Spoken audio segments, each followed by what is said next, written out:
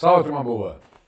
Na verdade, deixa eu fazer um esclarecimento. Ontem, quando eu ia iniciar a gravação, no dia 27, eu ouvi que dali a algumas horas, daqui a 2 horas, 1 hora e meia, o Haddad, ministro da Fazenda, iria fazer um pronunciamento em rede nacional. Eu falei, opa, para tudo, como é que eu vou gravar uma aula se eu não sei qual é o teor desse anúncio? Eu sabia que era ligado ao corte de gastos, mas precisava saber exatamente do que se tratava. Então eu optei por gravar, esperar o pronunciamento, observar na quinta de manhã quais são os anúncios e trazer nessa aula. Então, excepcionalmente, todos os fatos são do dia 20 a 27 de novembro.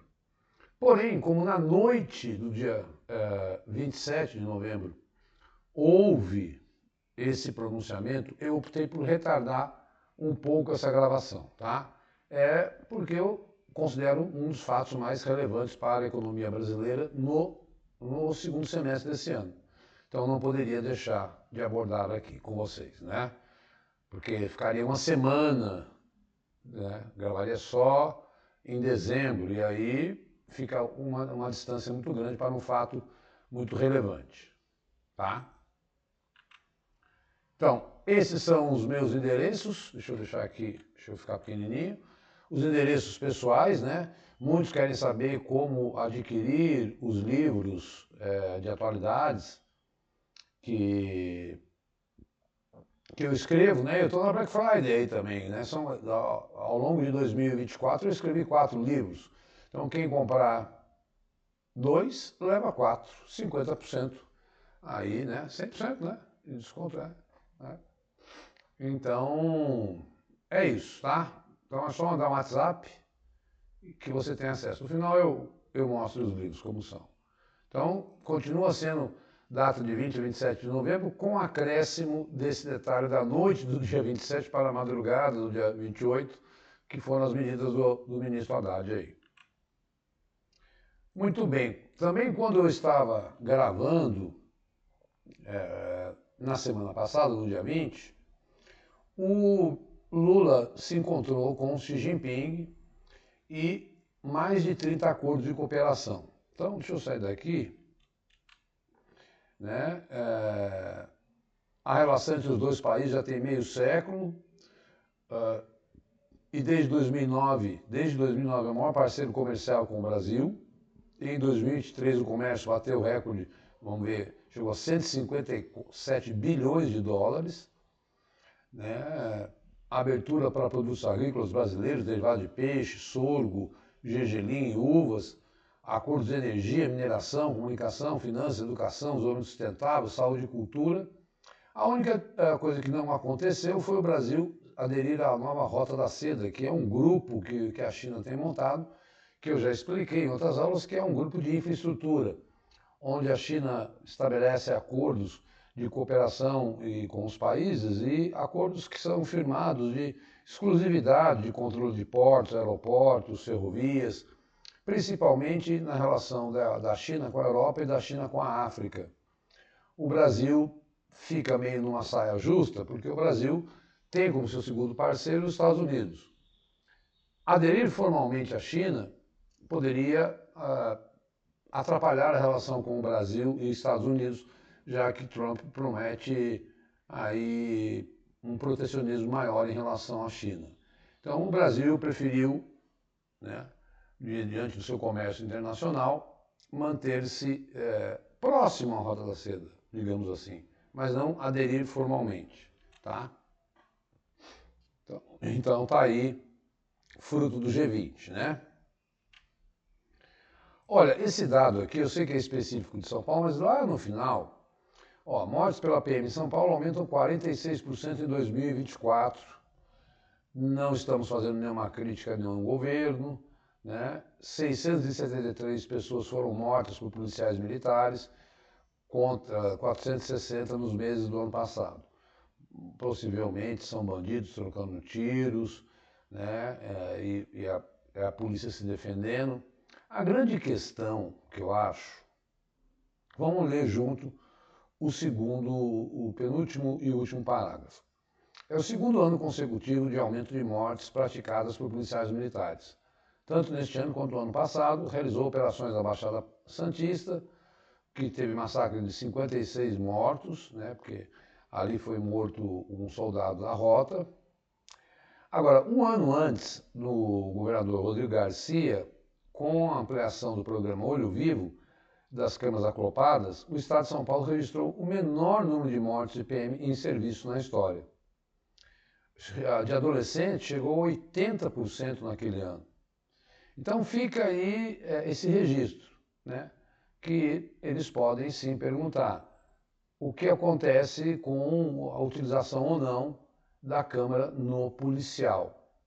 Temos um dado, obviamente, isso tudo tem que ser apurado, não estou aqui culpando policiais nem ninguém. Aliás, dou aula a policiais, sou amigo de policiais. Só estou fazendo um contraponto entre o uso da câmera ou não, tá? Gente, olha que dado maluco. Mais de 4 milhões de brasileiros não têm banheiro em casa. A falta de um banheiro dentro da casa é a realidade de 4 em cada 10 moradias no Maranhão. Tá? Então, esse dado é para o Brasil todo e no Maranhão, 40% das moradias não tem banheiro. Isso, hoje temos 4 pessoas que não possuem. 63% dos brasileiros que não têm banheiro moram na região do Nordeste. A condição afeta diretamente a saúde da população. Das 190 mil internações que aconteceram no Brasil em 2022, por conta de doenças vinculadas de veiculação hídrica, 30 mil foram no Maranhão. Então veja como a falta de banheiro traz problemas para a saúde pública. No Maranhão, apenas R$ 25,00 por ano por habitante são investidos em saneamento básico, quando a média do Brasil é de 111. Olha que nós já tivemos um presidente do Maranhão, hein, que teve uma força política muito grande, que é o José Sarney. E parece que ele não tomou os devidos cuidados com esse Estado. Mas esse número é a infraestrutura, né, que nós temos que entender que afeta a saúde, afeta a educação, afeta uma série de coisas na vida das pessoas, das relações.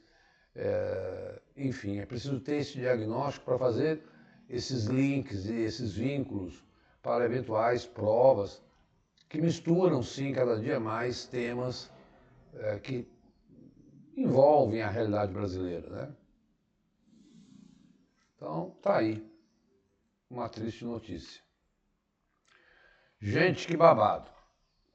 Que acabou terminando. Carrefour diz que frigoríficos voltaram a fornecer carne ao grupo, depois do pedido de desculpa do CEO.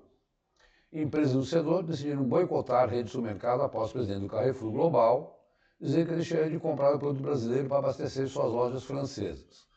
Então, por pressão dos pecuaristas franceses, a carne do Mercosul e do Brasil é mais barata. Ocorre que isso não afetaria muito o mercado internacional em porcentagem, que chega a 1% da carne que o Brasil vende para o mundo. Né? Eles alegavam que podia inundar a França, e isso era uma medida protecionista que muitos países tomam. Né? Então foi lá o presidente da empresa, Alexandre Bompard, lá em Paris, fez esse pronunciamento. Pois bem, o que aconteceu? Os frigoríficos deixaram de vender para o Carrefour no Brasil. E a rede Carrefour no Brasil é a segunda maior rede do mundo, da rede Carrefour, né? A primeira é na França e a segunda é no Brasil. Não tendo carne, obviamente que eles correram atrás e pediram desculpas e os frigoríficos voltaram a vender, né? Então, essa medida aí, essa fala, digamos assim, desastrosa do presidente do grupo Carrefour, só fez eles voltarem atrás e pedir desculpas e normalizar a situação. O problema disso tudo, pessoal, é que o Brasil se preocupou é porque repercute muito mal. Porque eles disseram, a carne brasileira não tem condições sanitárias adequadas. Ora, isso poderia interferir no comércio brasileiro para o mundo. Então, daí, o Brasil, então, agir com firmeza diante dessa fala, como eu falei, desastrosa. Tá? Bom, voltaram às pazes e eu até estava achando bom, porque se exportasse menos a carne ficaria aqui dentro e ficaria mais barata diante dos preços que nós estamos vivendo aí hoje. Né? Pronto, cheguei, onde o que me atrasou na gravação dessa aula, mas eu acho que é para o bem de todos nós. O governo estima economia de 327 bi em 5 anos. O cálculo vai considerar a revisão de abono salarial, Fundeb, DRU, subsídios, enfim, eu trouxe aqui a lista, lembrando que esse corte tem que ser por PEC, proposta de emenda constitucional e projeto de lei. Depende do Congresso Nacional aí esse corte. Né? De acordo com a equipe econômica, deve ter um impacto de 11 bilhões em 2025 e o aumento vai crescendo até 28 bilhões. Tudo isso é a proposta do governo, da fala do ministro Fernando Haddad ontem. E aqui, né, estão as propostas que devem ser alteradas, devem ser modificadas, mas enfim, isso levou a algumas consequências aí, né? Tem os números todos, mas o abono salarial, que era de 2 salários mínimos, vai cair para um salário mínimo e meio. Fundeb, até 20% da complementação da União, que é o Fundo de Educação Básica, poderá ser empregado em ações para a criação de matrículas em tempo integral. Subsídios, ajuste orçamentário de 18 bilhões, né, de subsídios aí. Limite de crescimento de acordo com a inflação, o fundo que vai dar para o Distrito Federal. Tem mais coisas que eles anunciaram. Como PEC, como projeto de lei, salário mínimo, crescimento real a 2,5%, portanto abaixo da inflação. Bolsa Família, muitas regras, com atualização obrigatória para cadastros atualizados, biometria obrigatória, tem muita gente recebendo Bolsa Família aí errada, né? Benefício de prestação continuada, vai focar em pessoas incapacitadas para a vida independente e para o trabalho. Lei Aldir Blanc mantém o repasse de 3 bilhões, mas quando sejam executados no ano anterior. Biometria obrigatória, acaba com a morte fictícia e transferência de pensão, entre outras medidas. Querem mexer também com a idade dos militares que se aposentam hoje aos 50, subir para 55. Né? E, para nós, infelizmente, limitar concurso público e faseamento em 2025. O que eu entendi que deve não ser mais o CNU, fazer pontualmente nas instituições que precisam. Então esse seria o corte que ele anunciou ontem, que virá a aprovação pelo Congresso, que fique bem claro. E quando o Congresso aprovar, nós vamos trazer aqui qual será efetivamente esse corte. Mas também anunciou que pretende isentar para quem ganha até R$5.000 o pagamento de imposto de renda, mas isso só começaria em 2026. Segundo ele, não impactará cortes, porque também, assim, será cobrado para quem ganha. Por exemplo, eu vi ele explicando, né? Vou retomar a explicação do que ele deu. Pessoas que ganham R$50.000 por mês, R$600.000 por ano, ou muitas vezes com aluguel, com renda, dinheiro aplicado, e não pagam impostos, pagariam 10% aí. Se você ganha 50 mil e já paga imposto, você não teria esse aumento de impostos, mas seria um imposto de verdade agora sobre a renda desses que não pagam impostos no Brasil, enquanto que o trabalhador normal, carteira registrada, tem 27,5%. eles ganham dessa forma, com rendimentos e acima de 50 mil reais por mês e não tem nenhum tipo de imposto aí. Esta fala fez o dólar bater recorde e chegar a mais de R$6 hoje. E mexer em aumento de imposto de muitos ricos no Brasil mexe sensivelmente com o sentimento de muita gente. Então, foi que eu quero dizer que foi um conjunto de medidas, né? Algumas eles querem aprovar até o final do ano, para já passar a valer esse ano e o ano que vem. Este do imposto de renda também terá que ser discutido com mais clareza, mas passará a vigorar somente em 2026. Cuidado, pode virar uma pegadinha, dizendo, olha, já todos estão isentos a partir do ano que vem de quem ganha até 5 mil reais. Não é isso. É só em 2026. Curiosamente, um ano eleitoral, não é? Mas, pessoal, eu precisava trazer, porque isso está mexendo com o dólar, mexe com o bolso da gente, mexe com o aumento de juros, mexe com a inflação. Então, ter esse entendimento desta fala e desta ação do governo, era necessário entrar nessa aula. Eu não poderia gravar, gravando aqui ali na televisão, o ministro falando sobre a economia do Brasil, sobre... que na verdade é o que se pede nas economias liberais contemporâneas, é não gastar mais do que se arrecada. Há um problema, né? O Brasil gasta muito pagando juros altos. Aí, só esse ano foram 900 bilhões de reais, quando a taxa Selic chega perto de 12%, enquanto no mundo é 1, 2%. Isso ninguém fala, e aí é que eu acho que é um problema sério para a gente discutir, né? Quanto de dinheiro o Brasil não paga de juros e que poderia ser aplicado aqui.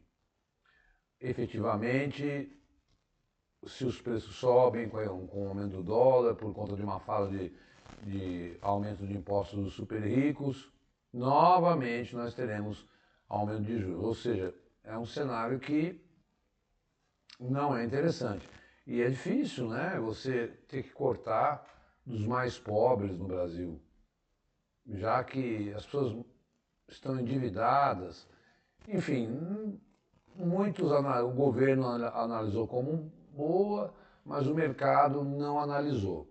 O que eu acho que tecnicamente aqui não é nenhum economista se preparando para concurso público, mas entender esta relação entre orçamento, corte de orçamento, como é que isso aprova, onde é que vai mexer, onde é que não vai mexer, imposto de renda.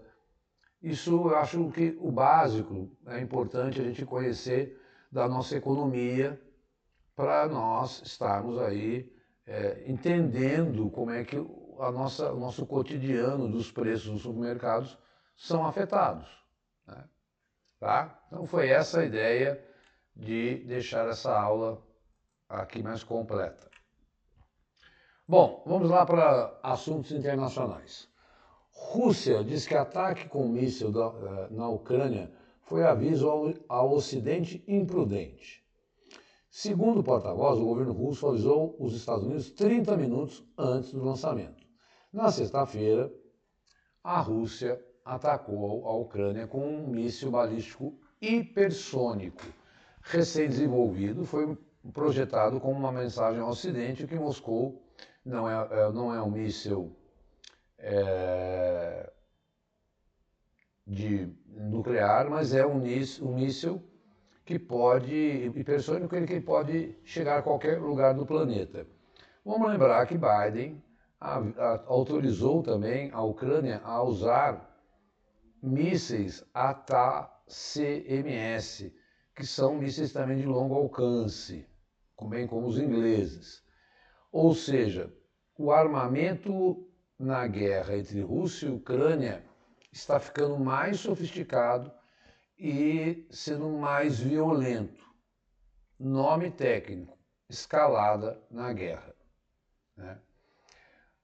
Onde isso vai dar, não sabemos, porque isso tudo vai depender de qual será a política externa de Trump o ano que vem em relação a esse conflito. Tudo indica que até o final do ano, falta pouco, evidente, um mês, nós teremos, sim, uma intensa troca de bombardeios entre Rússia e Ucrânia. É óbvio que a Rússia leva vantagem nesse sentido, porque ela tem um armamento pesado, mais poderoso. Então, ela consegue chegar à capital Kiev, né? Então, eu tenho que atualizá-los do conflito, porque agora tomou proporções, e lembro que o Putin havia dito, olha, eu não descarto o uso de arma nuclear, e eu estou entendendo que a guerra é do Ocidente contra a Rússia. Então, isso é a fala do Putin, né? Então, muita atenção e muita preocupação, porque esses conflitos todos, quando estudamos e pensamos, temos que refletir sobre o ataque e a morte de civis, né? Falta de energia, ataque a hospitais, a infraestrutura. Mas não gosto de fazer previsão, mas a previsão é isso, né? Que as coisas não melhorem daqui até o final do ano. Ao contrário, piorem. Bom, acabou a COP29, lá no Azerbaijão, e o chefe da ONU criticou a falta de ambição e defende que acordo financeiro seja a base para mais avanços. Países concordaram em oferecer 300 bilhões, 1 trilhão, por ano para financiar. Quero ver se esse dinheiro vai chegar. O que se pedia, né, para combater as mudanças climáticas, isso principalmente com medidas de transferência de energia de combustível fóssil para energias limpas e com reflorestamento. Eles queriam 1,3 trilhão de dólares. Então, a COP reuniu governos do mundo inteiro, diplomatas, cientistas, membros da sociedade civil, e o valor de 300 bilhões foi de 50 bilhões, maior do que o proposto no rascunho. Né? Então, eles tinham proposto 50, avançaram a 300, mais longe do 1,3 que eles queriam. Então, está faltando aí 1 trilhão de dólares. Né? E é importante que esse financiamento ocorra porque os desastres ambientais não se encerram. Ela deveria ter sido encerrada no dia 22, mas para fechar o acordo, que é o principal acordo, né? Antes era 100 bilhões, agora estão prometendo 300, né, para o último acordo de Paris, em 2015. E vamos ver, e eu sempre tenho dito, né, por que a COP29 é importante para a gente? Porque a próxima COP é a COP30 e é no Brasil. E aí, conseguiremos avançar nesses 300 bilhões? Qual será? Né? Então a gente vai ter que partir. A gente parte dessas decisões da COP29 para avançar. As COPs têm que avançar em medidas para as mudanças climáticas. Então a gente vai sempre pegando o anterior, vendo o que ela avançou e vendo se as próximas conseguem avançar. O Brasil tem um protagonismo muito forte e será no coração da Amazônia, a COP30, então há muita expectativa de que lá a gente consiga avanços mais interessantes, porque os países ricos, desenvolvidos, são aqueles que mais emitem e que mais emitiram ao longo da história. E, portanto, eles têm que compensar esses desastres que estão ocorrendo em outros locais, certo? Esta é a ideia que está por detrás.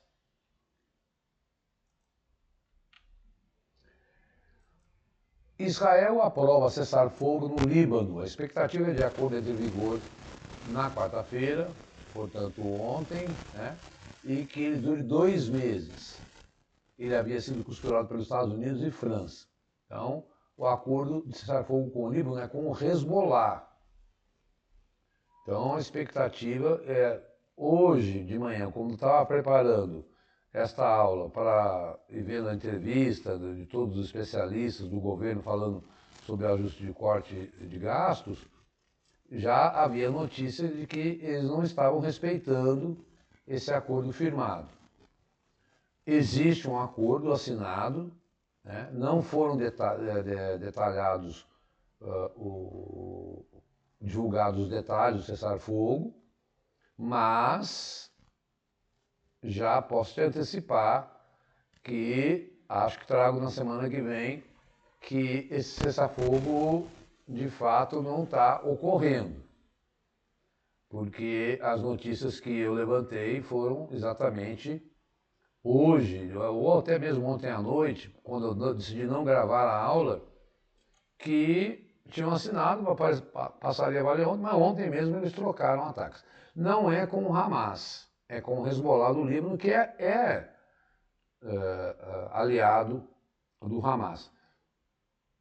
A gente sabe que as coisas no Oriente Médio ficam muito bonitas no papel, ficam muito bonitas nas falas, mas na prática ambos os lados descumprem aí certas decisões que o mundo inteiro espera que sejam cumpridas, né?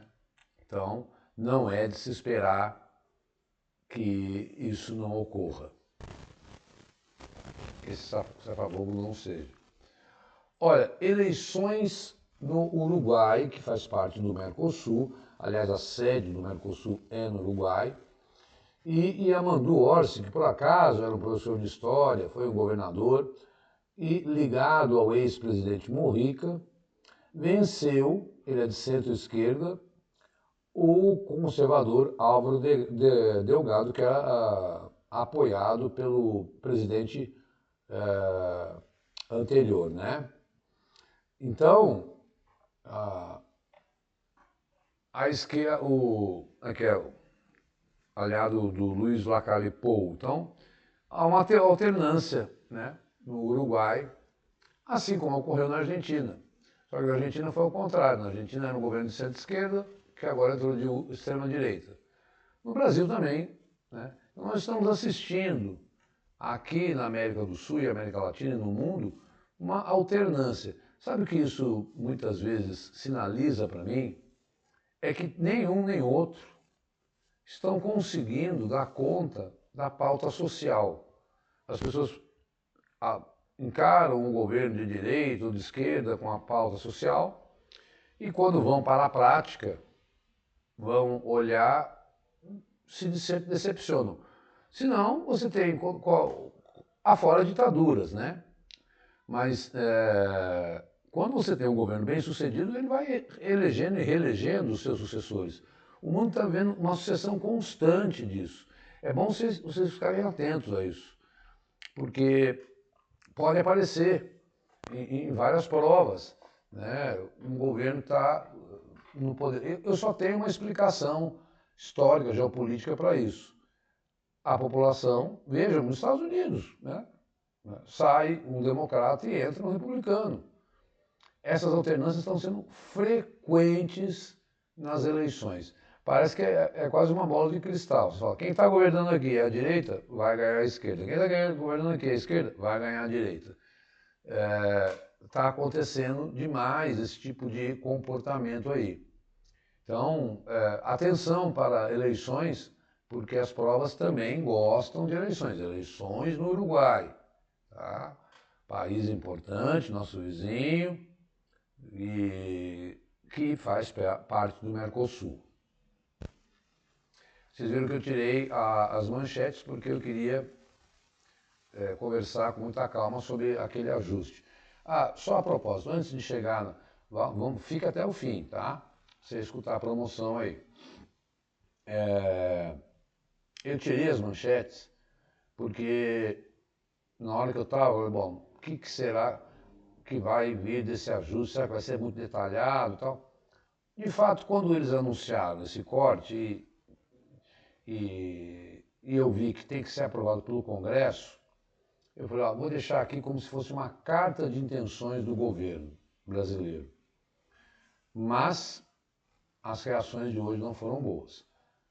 Quando você assistir nos próximos dias essa aula, nós vamos saber se as pessoas entenderam ou não entenderam, ou viram com bons olhos ou maus olhos este ajuste de corte do governo aí. Tá? Por isso eu tirei as manchetes, porque eu pensei que eu ia ter que destrinchar muito.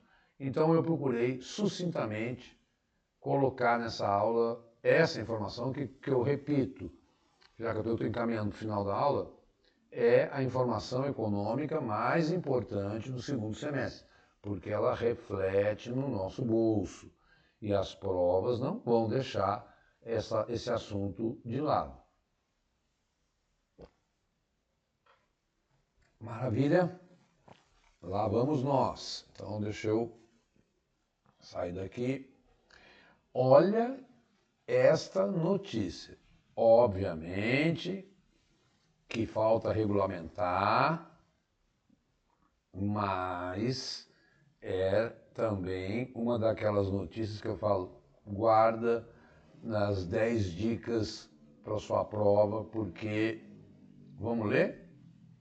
A Austrália aprova lei inédita no mundo para proibir redes sociais a menores de 16. Big Techs devem tomar medidas razoáveis para impedir que usuários menores de idade acessem serviços, ou enfrentarão multas de quase 50 milhões de dólares. Eles vão ter um prazo para se adaptar, para mostrar, talvez por biometria, né? A pessoa, olha, você vai ter que tirar uma foto, ou provar que você tem mais de 16 para entrar. Eles não regulamentaram, mas a gente sabe que quais são, né? Espera-se a proibição do Snapchat, TikTok, Facebook, Instagram, Reddit e o X. Mas essa lista pode se expandir. Então, o Senado aprovou a proibição de das mídias sociais. Essa foi de hoje, já que que eu ia gravar dia 28, eu falei, vou acrescentar porque já está aqui mesmo, já, né? O debatido e aprovado em uma semana. Eu quero chamar a atenção porque o mundo todo está percebendo o impacto negativo nas mentes, no conhecimento, no sono, em depressão, em rendimento escolar, de como as redes sociais estão atrapalhando as pessoas. E alguns países, como Suécia, Finlândia, agora a Austrália, que é a lei mais severa do mundo sobre isso, né, proibindo menores de usar. Eu não acho que adiante só menores, porque a gente sabe que esses menores acabam muitas vezes usando as redes sociais e perdendo tempo, que vem o exemplo em casa dos próprios adultos. Então, o adulto, mas o adulto tem discernimento. Será que tem? Quem produz mais fake news aí são exatamente os adultos mal intencionados? Mas é uma medida de proteção que a Austrália está tomando com a sua juventude. Eles vão ter um ano para se adaptar a essa realidade, o que eu quero acreditar, francamente, que sabendo se usar o celular e as mídias sociais, nós estamos usando de um modo absolutamente razoável e interessante, né? Semanalmente com aulas. É possível fazer pesquisa? É. Agora, não dá para ficar fazendo dancinha no TikTok, porque isso aí toma tempo e, enfim, acaba levando a coisas terríveis que nós assistimos. Pessoal, atenção, atenção. Olha aí, esses são os livros, tá? Até quando você assistir, então eu vou dar um prazo de mais uma semana, porque as pessoas assistem essa aula, né? Vou estender minha Black Friday até a próxima quarta-feira. Quem comprar os livros que vêm desde dezembro do ano passado, 17, 18, olha, eu deixo aí os períodos em que eu abordo 50 questões de Brasil, 50 de mundo.